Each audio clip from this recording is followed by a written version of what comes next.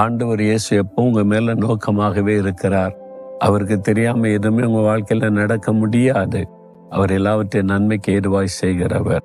ஆனா அவர் கொடுக்கிற ஆலோசனையை நீங்க கரெக்டா பின்பற்றணும். அப்போ ஒரு பூரண ஆசீர்வாதத்தை பார்க்க முடியும்.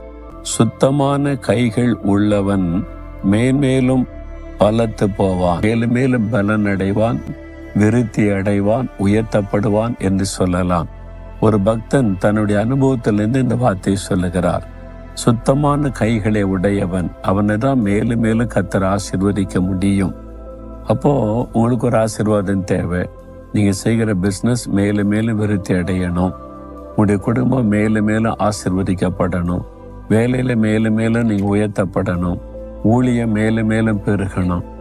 ஆனா அப்படி தேவன் ஆசீர்வதிக்கணுமானா உங்களுடைய கைகள் சுத்தம் உள்ளவர்களாக இருக்கணும் அப்படின்னு ஆண்டவருடைய வார்த்தை சொல்லுகிறாரு.